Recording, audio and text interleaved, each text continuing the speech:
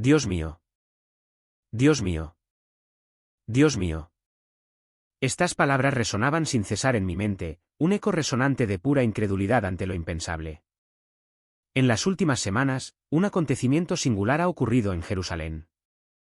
Fue repentino, de una violencia sin precedentes, y a primera vista, uno podría haberlo confundido con otro trágico incidente en esta ciudad ya tan cargada de dolor y luto ancestral. Pero el momento de su ocurrencia es crucial, y el contexto en el que tuvo lugar lo es aún más. Los medios internacionales, en su frenética búsqueda de noticias superficiales, han optado por ignorar por completo esta catástrofe, relegándola a la categoría de una simple noticia, una nota a pie de página en la tumultuosa gran narrativa del mundo. Pero sabemos que la revelación de Jesucristo nos fue dada precisamente para momentos como este. No para satisfacer una vana curiosidad intelectual, sino para preparar corazones vigilantes para lo que pronto vendrá, para armar nuestras almas con una comprensión más profunda. Bienaventurado el que lee estas palabras, porque el tiempo está cerca. Estas palabras, antes distantes y abstractas, ya no lo son. Ahora resuenan con la urgencia del presente. Vivimos tiempos peligrosos. No solo difíciles, sino profundamente inestables, marcados por una incertidumbre que trasciende el ámbito político y se infiltra en el alma misma de las naciones. Hoy, Israel se encuentra al amparo de una paz extremadamente frágil, una paz mantenida por acuerdos que se resquebrajan y se desmoronan ante la más mínima presión. Existe un alto el fuego, sin duda, pero es tan tenue como una telaraña, precario y susceptible de romperse al primer aliento de violencia. La historia, esa maestra despiadada, nos recuerda que esos momentos de aparente calma rara vez permanecen en silencio por mucho tiempo. Fortalezcan sus corazones, pues lo que estoy a punto de revelar transformará radicalmente su comprensión de la profecía bíblica. Permítanme llevarlos directamente al meollo del asunto. La Escritura habla con solemne gravedad en esos momentos: cuando oigan de guerras y rumores de guerras, no se alarmen. Es necesario que estas cosas sucedan, pero aún no es el fin. Estas palabras nunca pretendieron adormecernos, sino despertar nuestro discernimiento y agudizar nuestra percepción espiritual. Porque Cristo también dijo que estas cosas son solo el comienzo de los dolores de parto, no el final, sino el preludio de algo mucho mayor que se despliega ante nuestros ojos. Y este desarrollo no ha ocurrido en una época de tranquilidad. Llegó a finales de año, un momento que debería haber traído una sensación de cierre, de reflexionar, pero que en cambio se convirtió en uno de los periodos más volátiles que Jerusalén ha experimentado en los últimos tiempos. La ciudad se asienta sobre un precario alto el fuego, que apenas se mantiene tras casi 2 años de devastador conflicto. Un acuerdo, negociado en octubre de 2025 bajo intensa presión internacional, está a punto de concretarse, y sin embargo, la paz se niega obstinadamente a consolidarse. En cambio, las tensiones vuelven a aumentar, como una fiebre que nunca cesa. Los ataques se reanudan, esporádicos pero feroces. Los esfuerzos de reconstrucción se paralizan. Y entonces, como si se hiciera eco de una antigua advertencia, la propia tierra se convierte en un obstáculo. El clima extremo interrumpe la restauración, retrasa la entrega de ayuda humanitaria y profundiza la incertidumbre generalizada. El profeta Jeremías escribió una vez: ¿no hay bálsamo en Galaad? ¿No hay médico allí? Jeremías 8:22. La pregunta persiste, no como una expresión de desesperación, sino como el reconocimiento de una herida mucho más profunda que las disputas políticas. Las Escrituras nos instan a discernir los tiempos. Cuando vean que suceden estas cosas, sabrán que el Hijo del Hombre está cerca, a las puertas. Marcos 1:29. Conflicto, paz frágil, la naturaleza resistiéndose a los intentos humanos de sanación. Estas no son conclusiones. Son motivos, patrones recurrentes.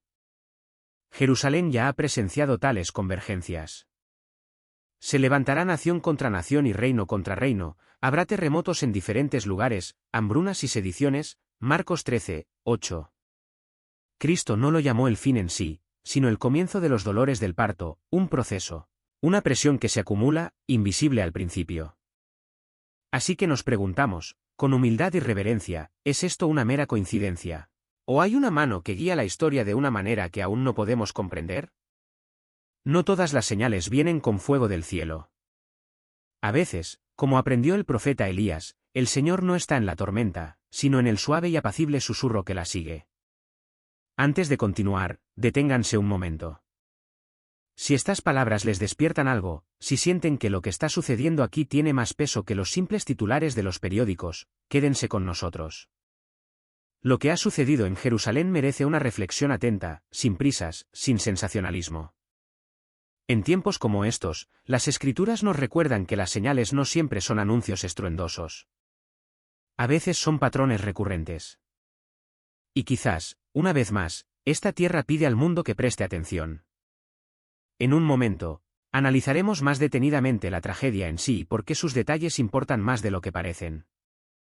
Si crees que vale la pena continuar con esta conversación, y te sientes guiado, deja un comentario abajo diciendo: expreso la gratitud de mi corazón y de mi vida a Cristo mi Salvador, no como un ritual, sino como un testimonio silencioso antes de continuar. Y ahora, hablemos de lo que sucedió. Desde el oeste, un torrente repentino descendió con fuerza, no suave ni gradual, sino con la fuerza de algo que se había desatado brutalmente. Los testigos hablaron del agua corriendo por estrechos senderos como un muro que se derrumba, creciendo en minutos, arrastrando lodo, piedras, ramas rotas y fragmentos de la vida cotidiana. Esto hacía eco de las antiguas palabras: los ríos se han alzado, oh Señor, los ríos han alzado su voz, los ríos alzan sus rugientes corrientes. Salmo 93, 3. A medida que el diluvio avanzaba hacia Jerusalén, llegó al Muro de las Lamentaciones, ese lugar sagrado donde generaciones habían vertido sus súplicas. El agua, cruda e indiferente, no hacía distinción. Se filtró por los poros de las piedras milenarias, saturando la memoria del tiempo.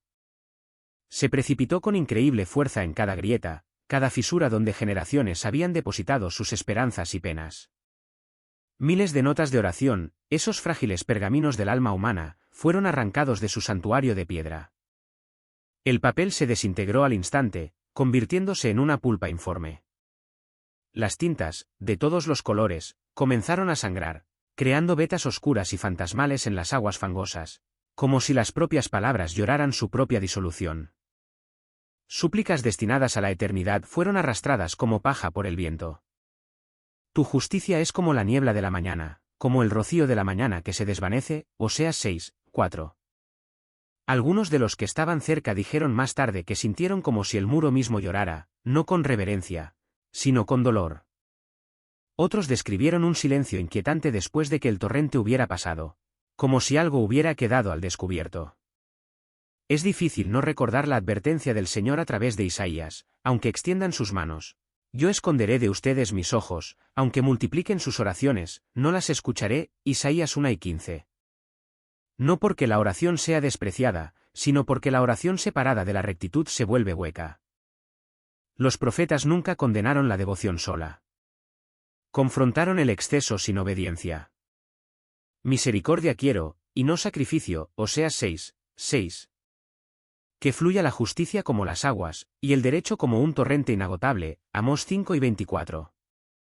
Y ahora, fue el agua, implacable e inquebrantable, la que inundó el lugar de sacrificio y súplica. Hay otra convergencia que pesa mucho. El diluvio no se originó dentro de la ciudad. Vino del oeste, de tierras marcadas durante mucho tiempo por el dolor, la agitación y el derramamiento de sangre sin resolver. A su paso, acarreó escombros que no le pertenecían. Restos destrozados desde lejos se vertieron en el corazón de la ciudad santa. Las Escrituras ya han hablado de momentos así. Del norte se extenderá el desastre a todos los habitantes de la tierra. Jeremías 1:14. La dirección es diferente, pero el patrón persiste. Los disturbios fronterizos no se detienen. De nuevo, no estamos juzgando, pero no podemos ignorar la resonancia. Cuando el enemigo venga como un río, el Espíritu del Señor lo hará huir. Isaías 59, 19. En las Escrituras, las inundaciones suelen ocurrir donde las fronteras se han debilitado, ya sean morales, comunitarias o espirituales. Exponen los cimientos. Ponen a prueba lo que simplemente se ha trazado contra lo que realmente se ha construido. El momento oportuno profundiza el peso del evento. Esto ha sucedido bajo una paz frágil. Un alto el fuego llevado al límite. Acuerdos a punto de concretarse mientras los corazones están lejos de sanar. Dicen, paz, paz, pero no hay paz. Jeremías 6 y 14. La restauración ya era lenta. Las aguas la ralentizaron aún más. Los esfuerzos de reparación se detuvieron, como si la historia misma se negara a avanzar sin un autoexamen. ¿Por qué se dejarían de lado las oraciones en este preciso momento? ¿En este preciso lugar? Las Escrituras ofrecen una perspectiva sobria. El Señor es lento para la ira y grande en poder, el Señor no dejará sin castigo al culpable. Su camino es a través del torbellino y la tempestad, Nahum 1, 3. No todas las tormentas hablan, pero algunas nos obligan a escuchar.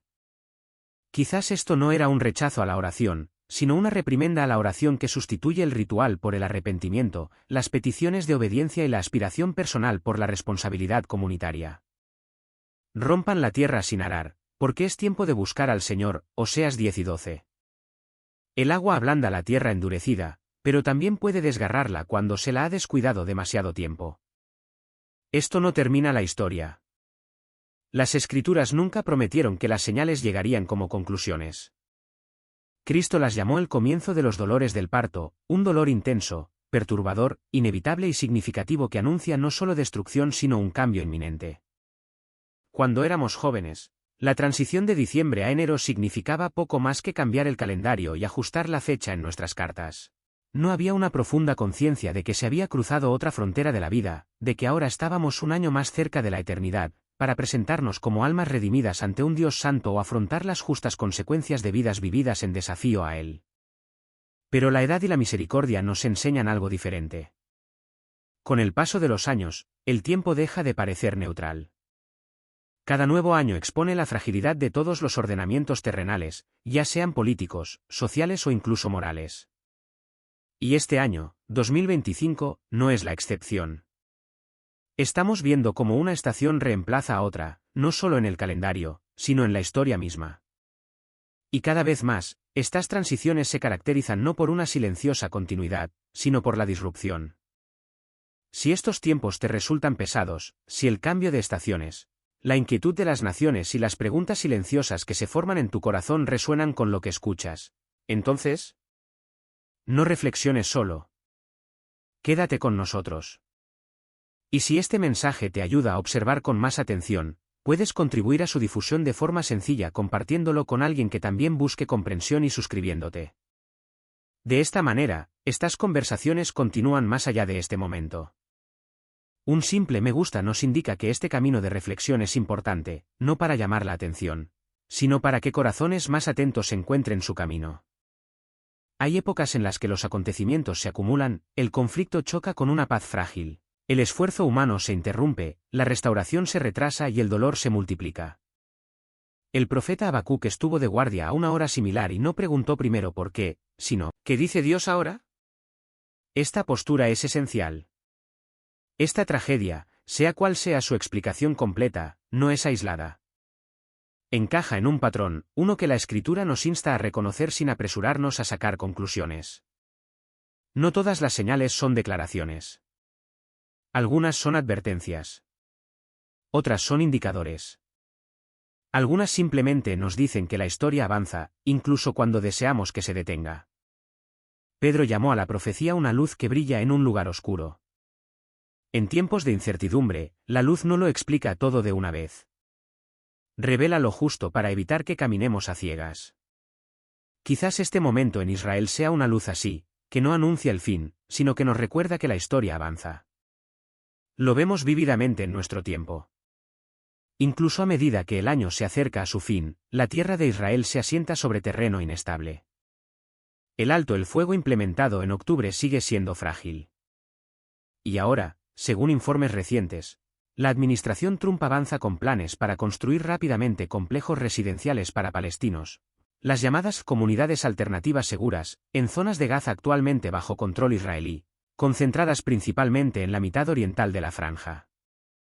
Estas iniciativas se presentan como soluciones, medidas de estabilización, caminos a seguir. Sin embargo, surgen en un panorama ya saturado de tensión, memoria y dolor sin resolver. Estos acontecimientos nos recuerdan la rapidez con la que surgen y fracasan los planes humanos. Lo que una generación considera firme, la siguiente lo considera provisional. Lo que se anuncia como orden a menudo se asienta sobre terreno inestable. Y así, con cada año que pasa, nos vemos obligados a afrontar una vez más la mutabilidad de todos los designios humanos, y junto con ellos, nuestra propia mortalidad. El mundo siempre ha conocido la agitación. Pero pocos negarían que, en las últimas décadas, el ritmo y la escala del cambio se han intensificado.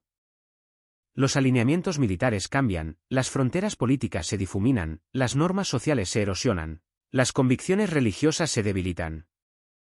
Incluso quienes una vez percibieron las sombras acercándose difícilmente podrían haber imaginado los contornos precisos del momento presente. Y nadie, por muy experimentado que sea, puede decir con certeza hasta dónde llegará el declive, ni qué cosas preciadas podrían aún ser arrastradas. Estas realidades son solemnes de contemplar y aterradoras de experimentar. Sin embargo, si esta fuera la historia completa, la desesperación sería razonable. Pero no lo es. Porque, ante el cambio incesante de la historia, se yergue una verdad inapelable. Tus años no tienen fin, declara el salmista. Él es inamovible ante la erosión del tiempo, imperturbable ante la inestabilidad de las naciones, inafectado por el auge y la caída de los imperios. Mientras los acuerdos humanos se revisan, renegocian o abandonan, el Señor permanece igual, siempre igual. Desde la eternidad hasta la eternidad, tú eres Dios. Esta inmutabilidad no es una doctrina abstracta. Es el ancla de la historia. Esta es la garantía de que los propósitos de Dios no fluctúan con las administraciones políticas ni las crisis regionales. Yo, el Señor, no cambio, declara. Y por eso, su pacto permanece, sus promesas perduran y sus juicios son inmutables. Ninguna criatura comparte esta perfección. Ni Adán en su inocencia, ni los ángeles en su gloria, ni siquiera los santos en el cielo. Ser inmutable es ser independiente, autoexistente, soberano, atributos que pertenecen solo a Dios. Yo soy quien soy, no es solo su nombre. Es su propia naturaleza. Y es precisamente esta naturaleza inmutable la que da peso al momento presente. Cuando las soluciones humanas se multiplican, pero no logran una paz duradera. Cuando se erigen nuevas estructuras sobre viejas heridas. Cuando las naciones hablan de seguridad mientras la agitación persiste bajo la superficie. La Escritura nos advierte que no confundamos la acción con la determinación. Dicen, paz. Paz. Y no hay paz. La inmutabilidad de Dios asegura a los fieles que su amor no flaquea, pero también confronta al mundo con una verdad aleccionadora: Dios no revisa su orden moral. No negocia la justicia. No abandona la rectitud por razones de oportunismo. Lo que ha declarado santo sigue siendo santo. Lo que ha declarado responsable sigue siéndolo.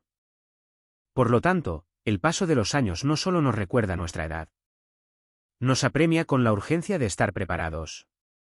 Si las estructuras de este mundo cambian, si incluso los acuerdos negociados con el mayor cuidado siguen siendo frágiles, la sabiduría exige que pongamos orden en nuestra propia casa.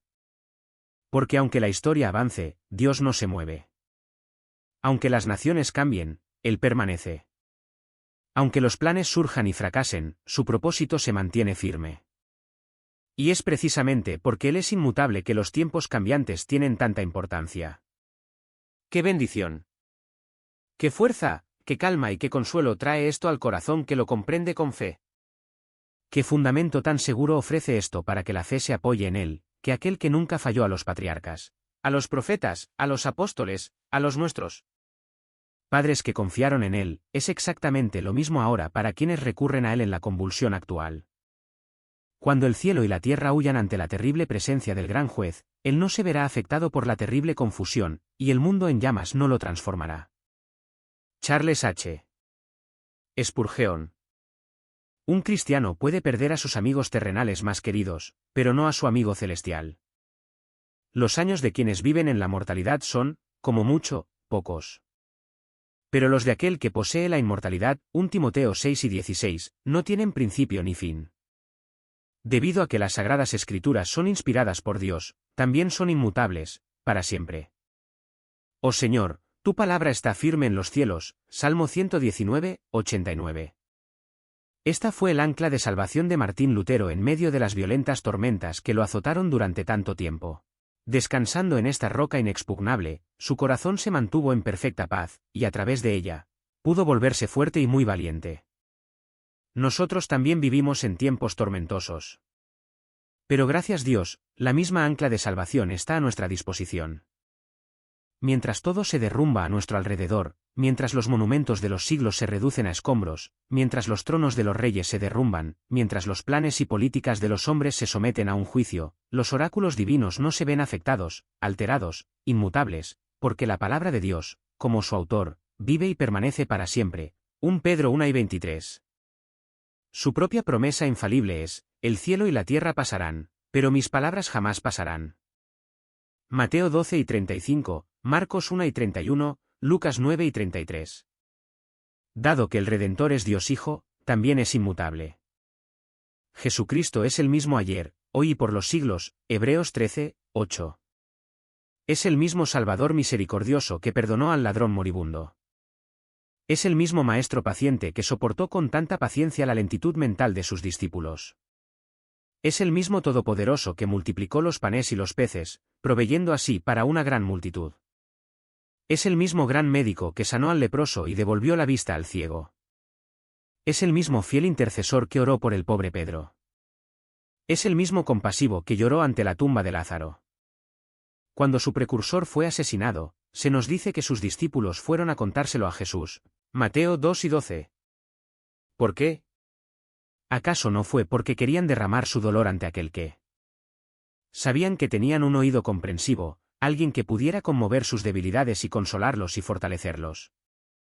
Sí, por lo tanto, tu corazón está desgarrado por la ansiedad o abrumado por el dolor, ve y haz lo mismo.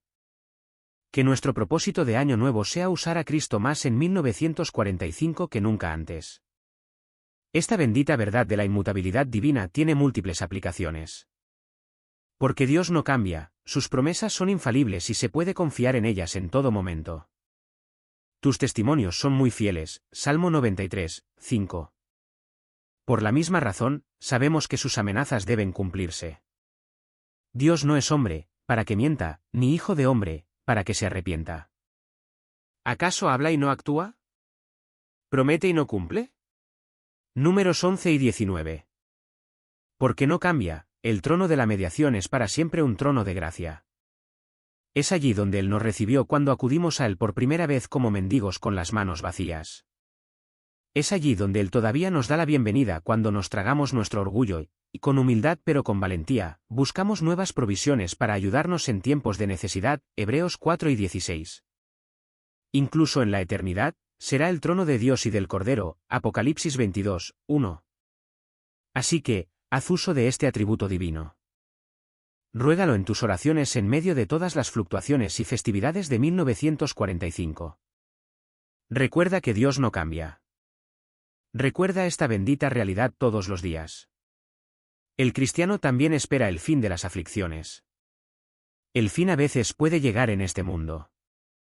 En este asunto, lo máximo de lo que un creyente puede estar seguro es que terminarán en el tiempo de Dios. Pueden durar toda la vida. La enfermedad que aflige su cuerpo puede durar hasta la muerte. La pérdida que ha sufrido en sus posesiones puede ser irreparable, y la pobreza puede acompañarlo a la tumba. La prueba que oscurece y aflige su espíritu puede ser su destino de por vida. Pero, por otro lado, puede que no lo sea.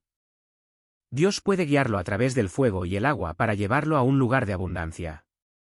Pero el cristiano deja todo esto en manos de Dios y se esfuerza por mantener una esperanza que lo salvará del desánimo, atemperada al mismo tiempo por una reverencia que lo protege contra la presunción injustificada. Pero si el fin de la prueba no llega en este mundo, llegará en el mundo venidero, donde no solo cesará para siempre, sino que dejará tras de sí una bendición eterna. Considero que los sufrimientos de este tiempo presente no son dignos de compararse con la gloria que se revelará en nosotros. Nuestra leve aflicción, que es solo por un momento, produce para nosotros un eterno peso de gloria mucho más excelente. 4 cosas se establecen en estos pasajes. Nuestras aflicciones llegarán a su fin. Esto es dulce. Deben terminar. No durarán para siempre. El último dolor, el último gemido y la última lágrima están cerca. ¿Y cuán cerca? El cristiano nunca lo sabe. Nuestras aflicciones no terminarán como las de la creación animal, simplemente en la tumba, sino en el cielo. El último dolor, el último gemido y la última lágrima darán paso a ese estado bendito del que se dice tan magníficamente: el Cordero en el centro del trono será su pastor, los guiará a manantiales de agua viva, y Dios enjugará toda lágrima de sus ojos. El cielo pondrá fin a todas las aflicciones de los justos. El cielo es tan glorioso que el primer vistazo a sus escenas y el primer momento de su gozo superarán la vida más larga del sufrimiento más prolongado e intenso. Los sufrimientos de nuestra peregrinación terrenal realzarán y aumentarán la dicha del cielo. Su resistencia sumisa, las gracias, la práctica que exigen, la santificación que promueven, el temperamento celestial que cultivan, serán los medios para madurar el espíritu y prepararlo para su herencia eterna. Cada lágrima derramada, cada gemido expresado, cada pérdida sufrida, cada momento de dolor soportado, cada decepción experimentada y soportada con paciencia, resignación y santidad incansable, no solo será seguida por millones de siglos de dicha inefable, sino que también preparará el alma para su gozo y añadirá algo a su peso y brillo. Al considerar que ayer fue la conclusión del año pasado, y que ahora entro en un nuevo año, es oportuno reflexionar sobre la condición cambiante y la corta duración de todas las cosas en este mundo, que se miden por el tiempo, que así como tienen su principio, también tienen su fin, y que la distancia o el lapso de tiempo entre ambos es muy pequeño. No permitas que me regocije, oh alma mía, ni me entregue demasiado a nuevos placeres, recordando que la muerte puede estar cerca y mi fin seguro. Muchos que eran ricos y florecientes el año pasado podrían verse reducidos a la pobreza y la profunda angustia antes de que termine este año. Muchos que ahora pueden ayudar a otros, dentro de unos meses o menos, podrían ser objeto de la caridad de otros. Lo que fue, puede ser, y lo que se vio en un año puede suceder en otro, tan fácil y rápidamente. Puede ocurrir un cambio. Las riquezas pueden cambiar de dueño inesperadamente y tomar prestadas las alas de 1000 accidentes para volar al cielo en busca de una nueva disposición. Quienes poseen, por lo tanto, deberían ser como si no poseyeran. Porque las modas de este mundo pasan. Innumerables eventos fortuitos pueden afectar este cambio, que ningún arte ni habilidad humana puede prever ni prevenir. Males angustiosos e inesperados nos aguardan por todas partes. No podemos prometernos tranquilidad ni un solo día, y mucho menos por un año venidero. Nos acechan por todas partes, entran por cada grieta y suelen atraparnos cuando menos nos damos cuenta de su llegada. El hombre nacido de mujer tiene pocos días y está lleno de problemas. Se levanta como una flor y es cortado. Huye como una sombra y no continúa. ¿Qué son entonces las riquezas, la belleza, la fuerza y el honor para una persona que no es más que una sombra? Cuán falsa es la esperanza del hombre y cuán frágil toda su gloria. Un solo día puede acabar con todas sus riquezas y honores, y, sin embargo, cuánta solicitud, cuánto cuidado y cuánto trabajo para obtener lo que deseamos de estas cosas, aunque a menudo no las necesitemos. Y luego para conservar lo que hemos obtenido, y luego para aumentarlo, y luego para defenderlo, y finalmente para disfrutarlo. Y en un instante, nos lo arrebatan, o somos arrebatados de él. Su vida no es más que un vapor del que todos dependen. Entonces, ¿cuántos menos hay? ¿A qué rápida alteración están sujetos? ¿Cuántos innumerables ejemplos de esto nos proporciona la experiencia de un año? ¿Qué dolorosas decepciones y calamidades inesperadas han azotado a muchos desde el año pasado? Y multitudes que ahora están tranquilas y creen que sus montañas son demasiado fuertes para ser conmovidas, encontrarán pruebas más duras antes de que termine este año. ¡Ay, que pocos piensan en esto hasta que lo descubren! Todos deberíamos contar con los problemas y las decepciones, el sufrimiento y la tristeza en este mundo. Quien menos problemas tiene se considera el más próspero. Y, sin embargo, desconoce cuán rápidamente su porción de problemas puede duplicarse. Calculamos nuestras alegrías por la ausencia de ciertos grados de tristeza y calamidad que otros experimentan. Pero antes de que termine este año, nuestra condición puede ser tan desoladora como la de ellos. La confirmación que nos da un año de esto tiene poca influencia en nuestros corazones o nuestras vidas con respecto al año siguiente. Por lo tanto, deberíamos acostumbrarnos a estos pensamientos antes de que ocurran tales cambios. que nuestro cambio final siempre anhelará. Serán menos efectivos si nunca los admitimos antes de que nuestras mentes estén oprimidas y debilitadas por el peso de la aflicción. Entonces nos faltará ese vigor de la razón que debería cooperar con el remedio y que, si se usara de antemano, ayudaría a sostener y fortalecer nuestras mentes ante todas las revoluciones posteriores. Estas consideraciones pueden ser capaces de fijar y fortalecer nuestras mentes ante cambios que quizás no sean suficientes para recuperar y levantar nuestros espíritus después de que hayan sido abatidos y caídos. A partir de este vídeo, algunas personas, más ansiosas por encontrar argumentos para sus teorías que una exposición veraz del significado del apóstol, han inferido que un día en las Escrituras es típico de 1000 años. Es decir, dado que Dios tardó 6 días en crear los cielos y la tierra y luego descansó el séptimo día, deberíamos esperar 1000 años por cada día, 1000 años durante los cuales se prepararán los nuevos cielos y la nueva tierra, y luego, en el séptimo milenio, disfrutaremos de un periodo de perfecta paz y santidad. Ahora bien, es posible que este sea el caso. Puede ser que cuando se complete el año número 6000 de obra, entremos en el descanso milenial. La última Kiliad puede ser un sabbat para los 6 anteriores. Pero incluso si supiéramos esto, no estoy seguro de que fuera de mucha ayuda para predecir el día en que la Iglesia militante triunfará, universalmente con la venida de su Señor.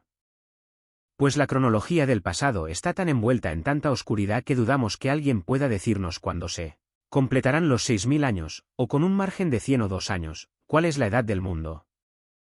Nuestra curiosidad se vería atormentada en lugar de satisfecha, incluso si esta teoría pudiera verificarse. Pues todas las cronologías que tenemos, incluso la que los traductores han incluido en nuestras Biblias, son conjeturas, y su exactitud dista mucho de ser segura. Por lo tanto, no podríamos determinar los tiempos y las épocas con mayor certeza, ni deberíamos desearlo, pues el Padre los guarda en su propio poder. Y en cuanto al tiempo del fin, creemos que nadie lo sabe. No, ni siquiera los ángeles de Dios.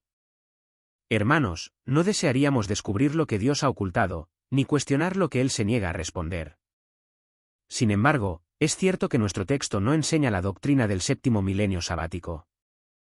Pues, al observar el sentido general del pasaje, se verá que las palabras fueron escritas para responder a los argumentos de algunos que decían, ¿dónde está la promesa de su venida? Porque desde que los padres durmieron, todas las cosas permanecen como desde el principio de la creación. No, responde el apóstol, no es así. Y luego cita el memorable caso del diluvio como ejemplo de la intervención divina. Sabiendo, además, que incluso los fieles habían comenzado a reprochar la hora tardía y a pensar que la promesa se había retrasado, se enfrenta al adversario y consuela a su amigo con las palabras de nuestro texto. En cierto sentido, le está diciendo, no sabes lo que dices cuando hablas de la duración del tiempo. Porque olvidas que, según el cálculo de Dios, un día es como 1000 años y 1000 años como un día. Sin duda, el apóstol escribió esto también para animar a los cristianos de nuestro tiempo que, debido a la demora en el triunfo del carro de Cristo, se están cansando y están listos para deponer las armas y retirarse del conflicto. Como un buen oficial que anima a los desanimados, los exhorta a la paciencia. Amados, no es mucho. Puede que les parezca un tiempo tedioso, pero conviene que esperen un poco. Dejen de impacientarse, y mientras se preguntan, ¿por qué se demoran tanto sus carros? Recuerden que el tiempo no es largo para Él. Para Él, un día es como 1000 años, y 1000 años como un día. Lo que los apóstoles parecen enseñar como principio general es que nuestra estimación del tiempo no es correcta, ciertamente no es la norma divina, y que cuando consideramos el tiempo en relación con Dios, debemos recordar que Él no observa las distinciones con las que estamos familiarizados. Sin embargo, antes de abordar el tema en sí, permítanme señalar que el apóstol dice que no quiere que lo ignoremos. Y por eso, sin duda, se le debe dar gran importancia. Algunos tienen ignorancia voluntaria, y de ellos el apóstol habla en el versículo anterior, esto lo ignoran voluntariamente. Tengan cuidado, hermanos, de no cometer el pecado de cerrar los ojos a la luz. Otros tienen una ignorancia frívola. No estudian. No escudriñan las Escrituras. Y tantas cosas no les son reveladas. Que el alma carezca de conocimiento no es bueno. Y, especialmente, que la mente del cristiano carezca de conocimiento de Dios debe ser extremadamente dañino. No podemos formarnos una idea de lo que es Dios. Pero debemos tener mucho cuidado de no convertirlo en lo que no es. Nuestro apóstol es aún más serio en este punto de la eternidad de Dios porque no debemos equivocarnos ni estimar, ni medir la existencia del infinito con nuestras propias reglas y estándares, pues prácticamente las peores consecuencias pueden resultar de un error en este aspecto. La impaciencia puede madurar en incredulidad. Esto puede derivar en quejas petulantes, engendrar inacción, pereza, desobediencia, rebelión y no sabemos cuántos otros males. Pero ahora, examinemos el texto inmediatamente y lo trataremos como Dios nos ayude, de tres maneras. Primero, hablaremos brevemente sobre el principio general del texto. Segundo, tomando las palabras del pasaje, nos detendremos en la estimación divina de un día. Y tercero, aún apegándonos a las palabras de la oración, profundizaremos en la estimación divina de 1000 años. Primero, tomaremos como principio general la afirmación de que un día para el Señor es como 1000 años, y 1000 años como un día. Al analizar este principio general, observamos que todo el tiempo está igualmente presente para Dios. Cuando sabemos que un evento ocurrirá hoy, nos parece muy cercano. Pero cuando sabemos que no ocurrirá hasta dentro de 1000 años, no pensamos en ello. Sentimos que nos iremos a la tumba mucho antes. Así, el acontecimiento no nos parece tener conexión con nosotros. Ahora bien, no ocurre lo mismo con Dios. Todas las cosas están igualmente cerca y presentes a su vista. La distancia de 1000 años antes de que ocurra un acontecimiento no es para él más que el intervalo de un día para Dios. De hecho, no hay pasado, ni presente, ni futuro. Él adopta el nombre, yo soy. No se llama a sí mismo, yo era. Pues entonces concebiríamos que era algo que ya no es, que alguna parte de su carácter ha cambiado o algún atributo ha dejado de existir.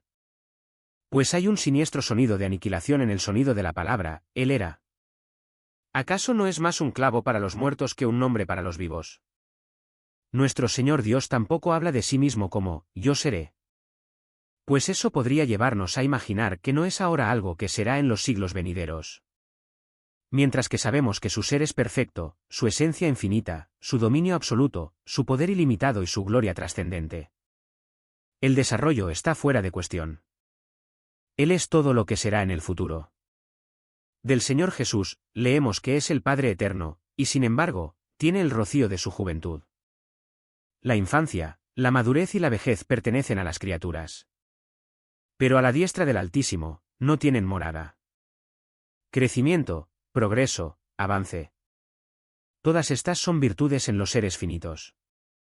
Pero para el infinito, la idea de tal cambio sería un insulto.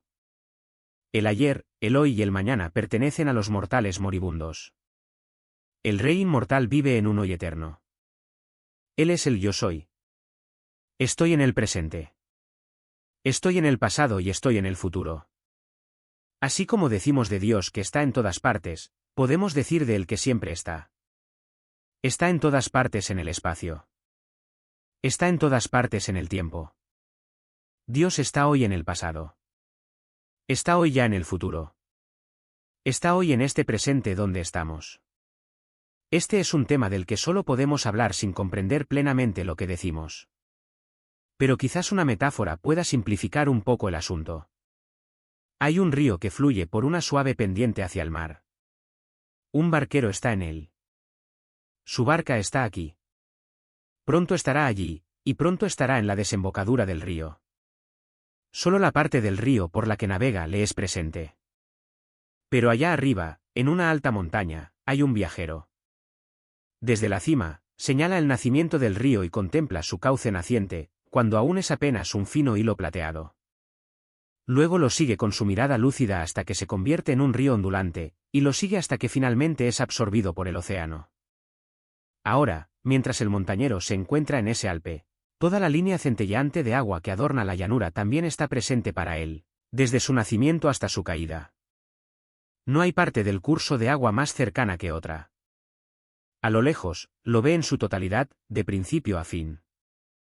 El barquero ha cambiado de posición desde que lo observamos desde la cima. No puede ver el río entero. Solo puede hablar del río bajo los encabezados de dónde estaba, dónde está y dónde estará. Pero nosotros, que lo vemos como un todo, hablamos de él como un todo, y está completamente presente a nuestra vista. Así, pensamos, es el río del tiempo para Dios. Desde lo alto de su observatorio, lo observa y lo ve todo a la vez, abarcando no en varios pensamientos, sino en uno solo, todas las revoluciones del tiempo y todos los cambios de las eras, y viendo a la vez los miles de años que han pasado y los miles que están por venir, como si se presentaran ante sus ojos de un solo vistazo. O, para usar otra figura, existen estrellas conocidas como estrellas dobles. Y con el telescopio más potente, parece imposible determinar la distancia entre ellas. Están casi unidas. Hay ciertos movimientos por los cuales el astrónomo percibe que son dos estrellas y no una. Pero para el observador común, parecen una sola. Incluso con el telescopio más potente, decimos, no hay distancia aparente entre ellas. Y, sin embargo, es perfectamente cierto que puede haber millones y millones de kilómetros de espacio entre estas dos estrellas. Pero desde la distancia a la que nos encontramos, se resuelven en una sola. Lo mismo ocurre con los eventos del tiempo. Como, por ejemplo, la caída y la redención, para nosotros, hay un espacio de unos pocos miles de años. Pero Dios, que ve desde lejos desde su alto trono, los contempla, y se funden en uno. Ve la caída ocurriendo en la mañana de los tiempos, y la redención consumada incluso antes del anochecer. Para Él, son un solo pensamiento. Nosotros contemplamos la caída y lloramos por ella, luego contemplamos la restauración en Cristo y nos regocijamos. Pero Dios lo ve todo como uno. La caída y la resurrección de Israel son una sola. Él las vincula tan estrechamente que ve claramente la gloria que, a través de todo el acontecimiento, le es traída. Y el bien común que se otorga a las criaturas que sus manos han creado. Sé que con imágenes, por sencillas que sean, no podemos presentar a Dios a los ojos humanos. Pues no se puede ver el rostro de ninguno de sus atributos. Sin embargo, me parece que estos pensamientos nos pueden llevar a recordar que 1000 años en el futuro son solo un día para Dios, y también lo son el pasado, ya que Él contempla todas las cosas en un eterno ahora, tal como permanecen perpetuamente presentes ante sus ojos. Que el pecador recuerde esto. Sus pecados, dice, fueron cometidos hace 10 o 20 años. Para Dios, están presentes en su inalterado tono escarlata. En este preciso momento, que el pecador recuerde esto cuando piense en la muerte y el castigo después de la muerte. Ah, dice, eso es dentro de mucho tiempo. No, pecador. Para Dios, es solo un día, y si pudieras apreciarlo adecuadamente, cuán cerca está el juicio para ti, y cuán cerca están esas llamas consumidoras en las que deben ser arrojadas las almas impenitentes.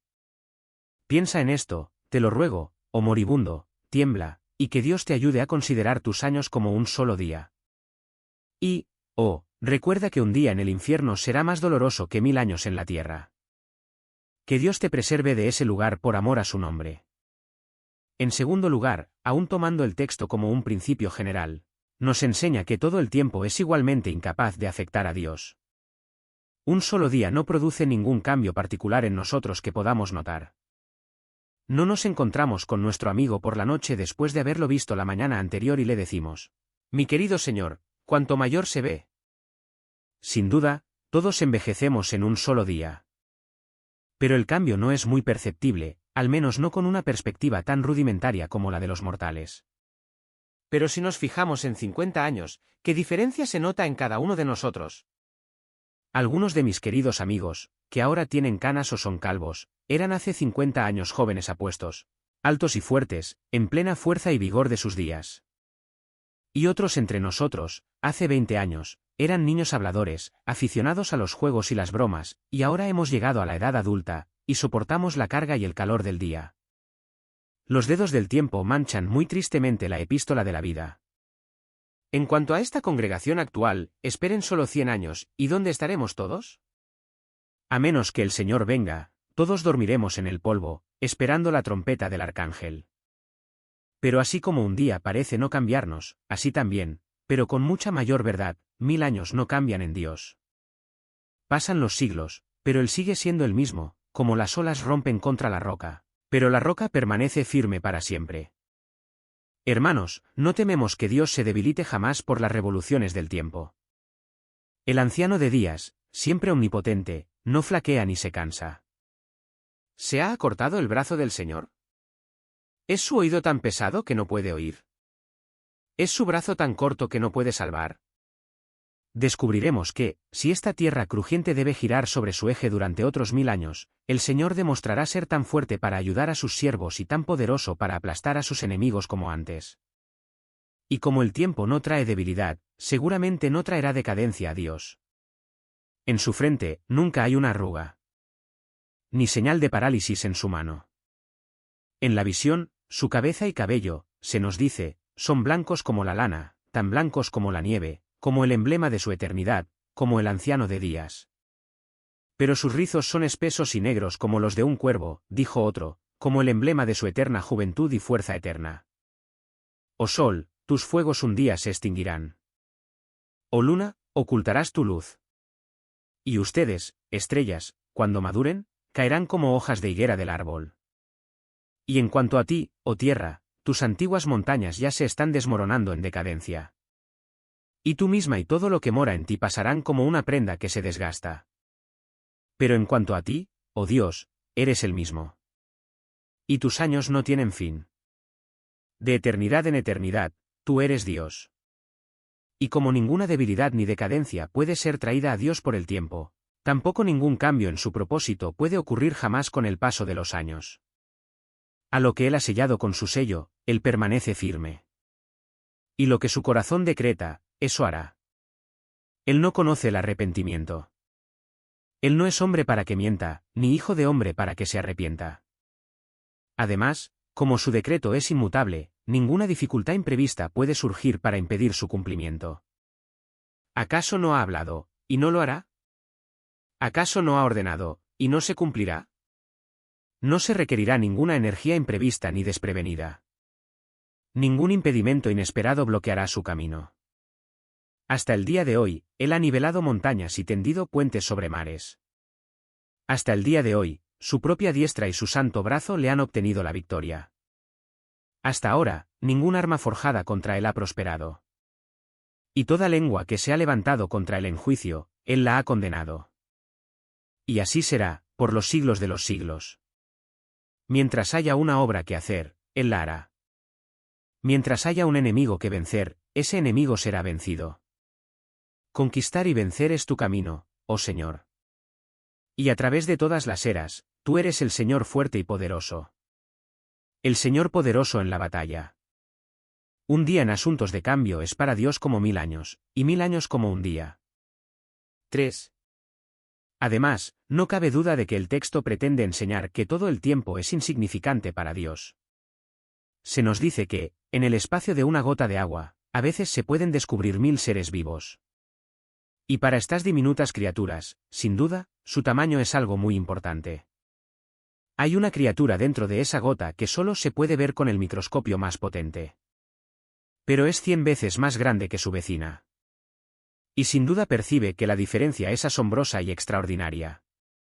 Pero para ti y para mí, que ni siquiera podemos ver a simple vista a la criatura más grande, el gigantesco animálculo es tan imperceptible como su amigo enano.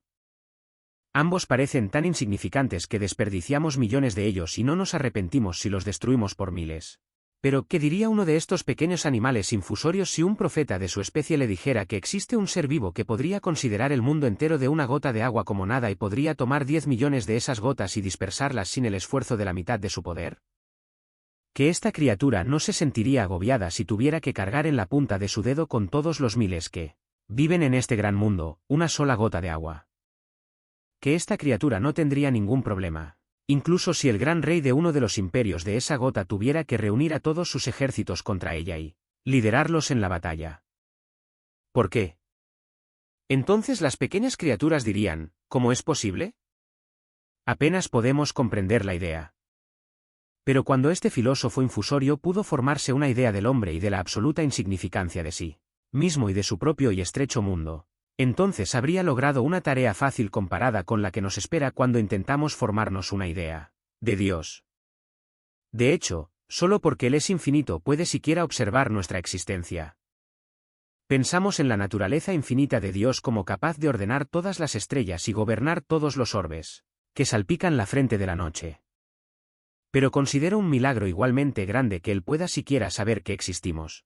insignificantes como nosotros, y mucho mayor aún que cuente cada cabello de nuestra cabeza y no permita que caiga ni uno solo sin su expreso decreto.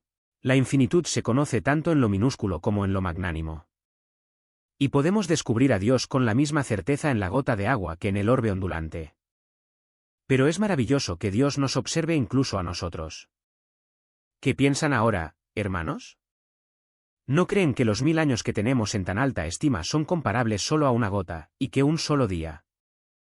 ¿Acaso lo que valoramos tampoco es una partícula de esa gota? Y que la gota y la partícula son como Dios y completamente insignificantes para Él. Ni siquiera deben mencionarse. Son solo ceros en su gran existencia. Son solo gotas en el océano de su vida.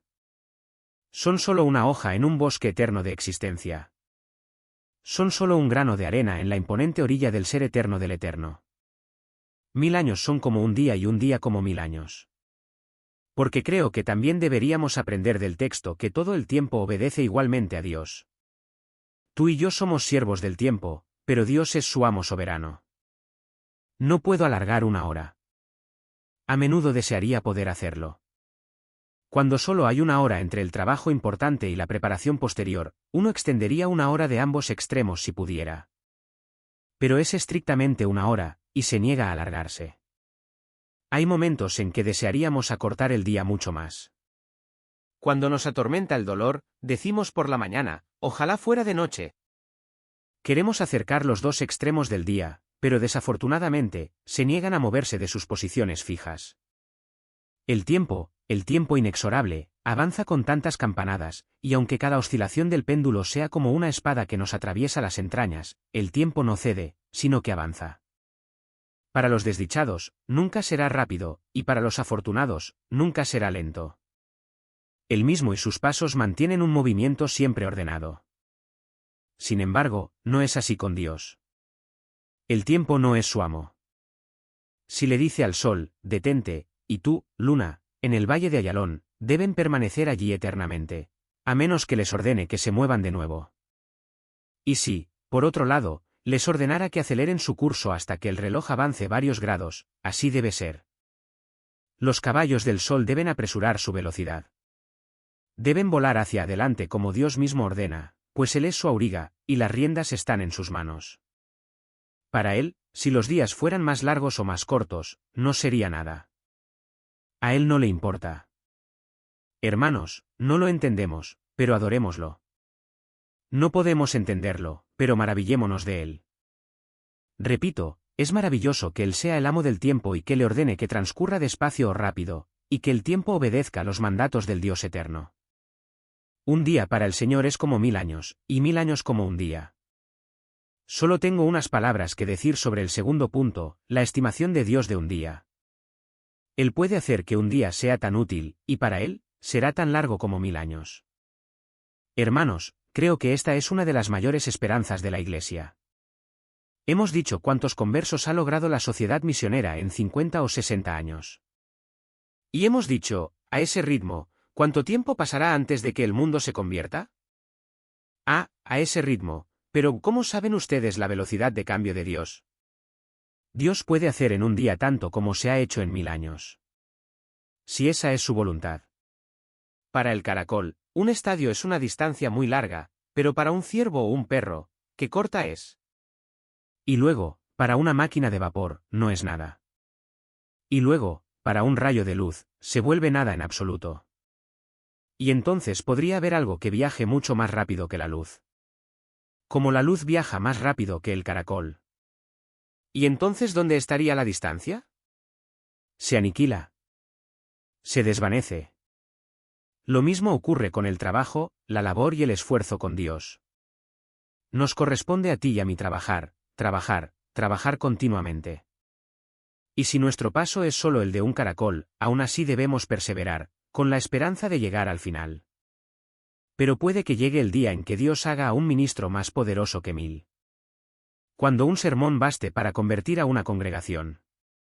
Cuando esa congregación sea instantáneamente dotada de lenguas de fuego, y todos los hermanos salgan y se conviertan en predicadores.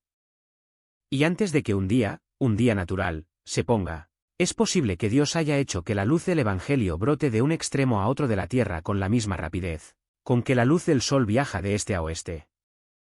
No detengas al Santo de Israel cuando salga de su aposento como el sol. ¿Qué densa oscuridad oscurecerá su luz? Él suelta las ataduras de Orión y guía a Arturo con sus hijos. ¿Acaso no soltará, cuando quiera, las ataduras de su iglesia y guiará a esas estrellas con su diestra? ¿Los predicadores escogidos del Evangelio de Cristo? Que solo Él lo quiera. Y habrá un día escrito en los registros de la iglesia que igualará en logros, conquistas y triunfos cualquier milenio de su historia registrado anteriormente. Esto debería llevarnos a recordar que cuando Dios habla de juzgar al mundo en el día del juicio, no tendrá dificultad en hacerlo. 200 jueces podrían tener dificultades para juzgar en un solo día todos los casos que se les presentaran en una sola nación. Pero Dios, cuando ocupe el trono más alto, podrá condenar a todo culpable y absolver a todo penitente. Y esto, también, en un solo día. El juicio no podría ejecutarse mejor ni si durara un siglo. No será menos bueno por estar confinado a un solo día. Oh Maestro, permítenos ver tus grandes obras. Ve y haz días gloriosos una vez más. Cuando sacaste a tu pueblo de Egipto, cuando lo guiaste a través del Mar Rojo, no necesitaste 1000 años para quebrantar a los caballeros de Egipto y provocar un gemido en los hijos de Mizraim. Fue solo un bastón alzado. Unas pocas horas de mar dividido, una terrible unión de olas separadas, y he aquí, los caballos y carros de Egipto pasaron, y se hundieron como plomo en las poderosas aguas. No necesitaste 1000 años para quebrantar el poder de Javín, rey de Jase. Solo hablaste. Y el poderoso río, el río Cisón, los arrasó. Las estrellas lucharon desde el cielo. Las estrellas lucharon contra Sísara. El poder de las naciones fue quebrantado, e Israel fue liberado. No necesitaste 1000 años para repeler a Sennacherib. Mira, pusiste tu freno en su boca y tu garfio en su nariz, y en una sola noche el ángel del Señor hirió a caballo y jinete, y ambos quedaron muertos. Lo trajiste de vuelta avergonzado a la casa de su Dios, y cayó a manos de la descendencia de sus afectos. Gloria a ti, Jehová. Cuando te levantes en la grandeza de tu poder, matarás reyes y derrocarás a reyes poderosos. Las puertas de bronce de doble hoja se abrirán, y las barras de hierro serán hechas pedazos. En un solo día harás que las naciones de la tierra digan, el Señor es Dios. El Señor es Dios. El Señor es solo Dios. Pero ahora veamos cómo Dios estima 1000 años. Un día es para él como 1000 años, y 1000 años como un día. La queja que profiere la Sión, afligida e incrédula, es, se tarda en venir. Su esposa viuda lo espera, pero el novio se demora. Oh, el largo y lúgubre invierno. Oh, el oscuro y lúgubre invierno. ¿Cuándo llegará el verano? ¿Cuándo cesará la lluvia y se oirá la voz de la tórtola en nuestra tierra? Hemos esperado 1860 años y más. Y, sin embargo, el Hijo del Hombre no viene. El isleño no trae tributo. El habitante del desierto no se inclina para lamer el polvo. Cristo aún no reina en Jerusalén, y sus ancianos no ven su rostro con la corona de su padre David. ¿Cuánto tiempo? ¿Cuánto tiempo? Los santos bajo el altar exclaman, ¿cuánto tiempo? Y los santos en el altar hoy repiten las mismas notas lastimeras. ¿Cuánto tiempo? ¿Cuánto tiempo? ¿Cuánto tiempo? Pero él responde, no tardo mucho. ¿Y si he esperado, y el tiempo te parece largo?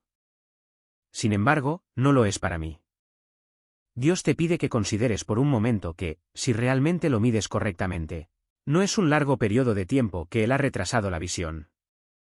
Porque vean primero, hermanos míos, el tiempo transcurrido desde la crucifixión de Cristo no es mucho comparado con la eternidad.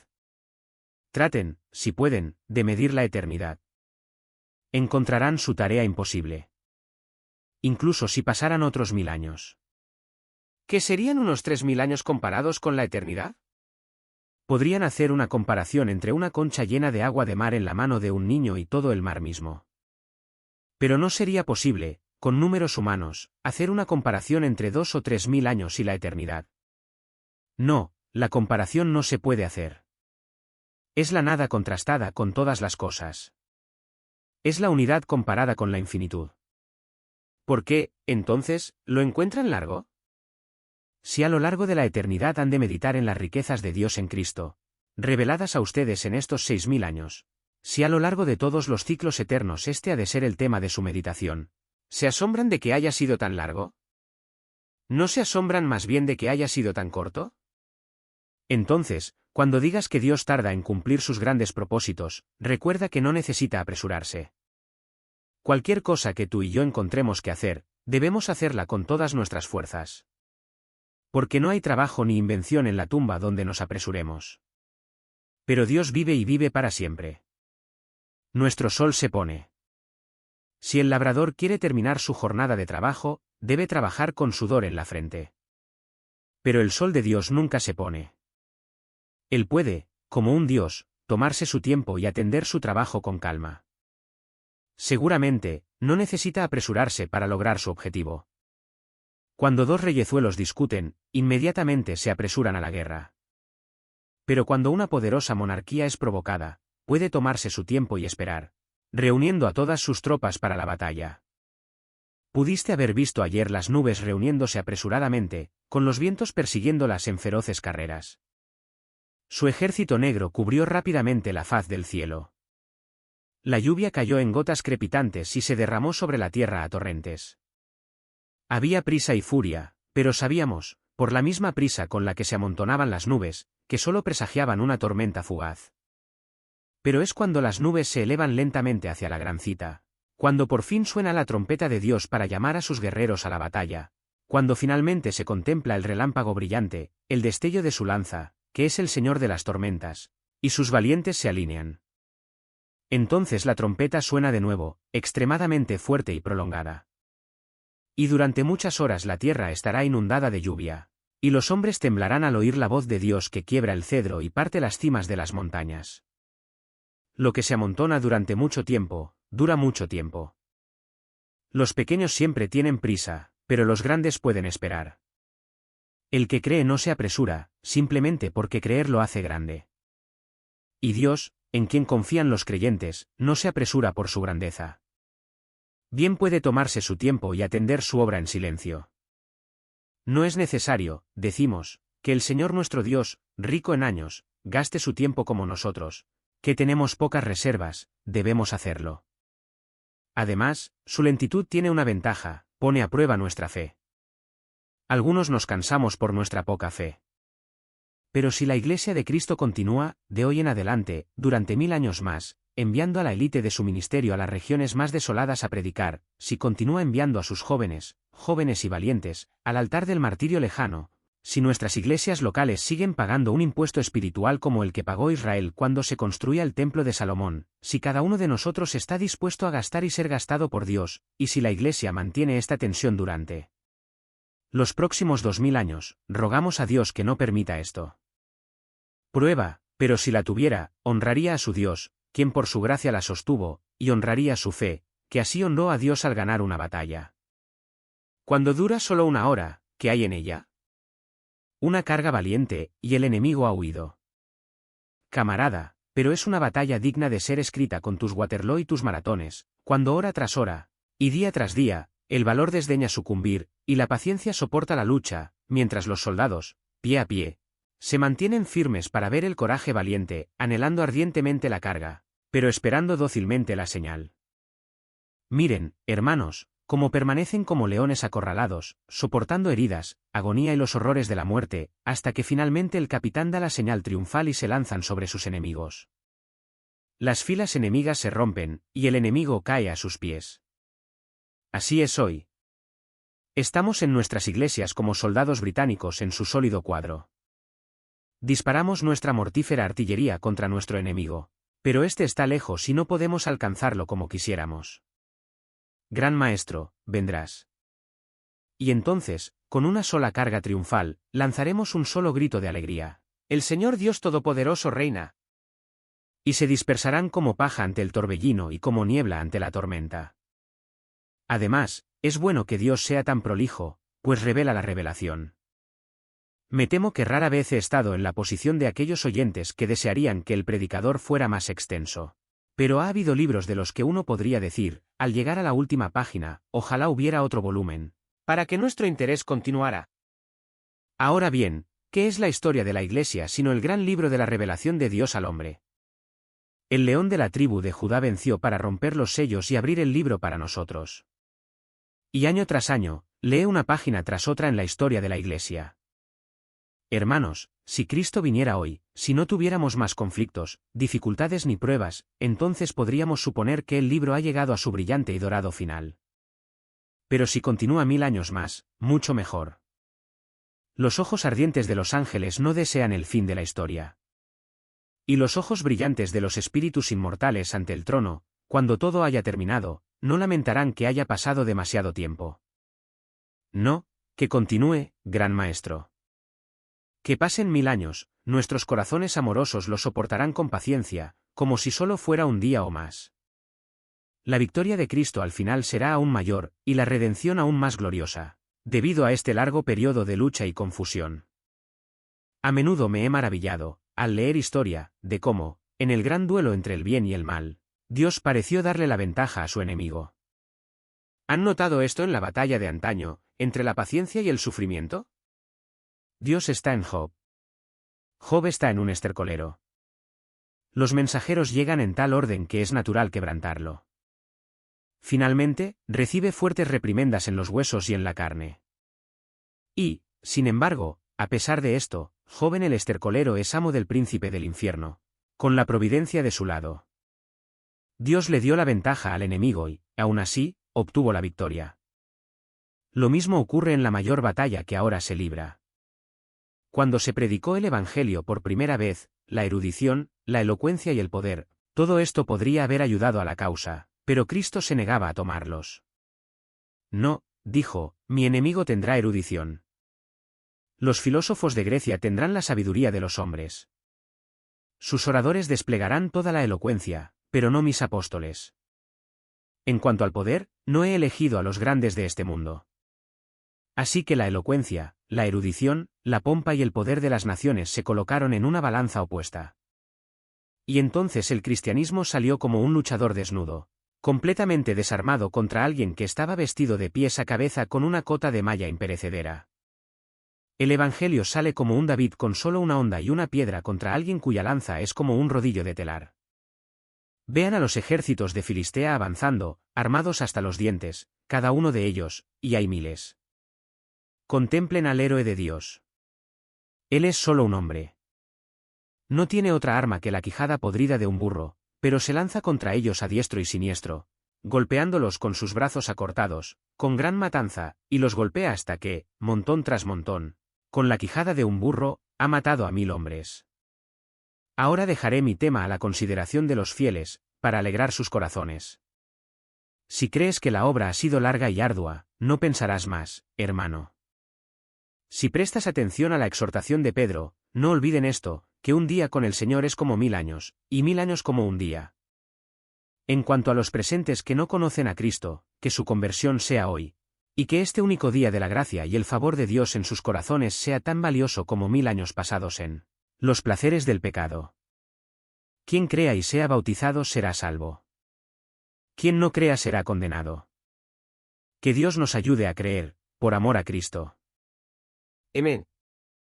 En las últimas semanas, algo ha sucedido en Jerusalén. Fue repentino, perturbador y, a primera vista, parecía solo otro incidente trágico en la ciudad, ya abrumada por el dolor. Pero el momento es importante, y el contexto aún más. Los medios internacionales ignoraron por completo esta catástrofe. Pero todos sabemos que la revelación de Jesucristo fue dada para momentos exactamente como este. No para satisfacer la curiosidad, sino para preparar corazones vigilantes para lo que está por venir. Bienaventurado el que lee, porque el tiempo está cerca. Estas palabras ya no parecen lejanas.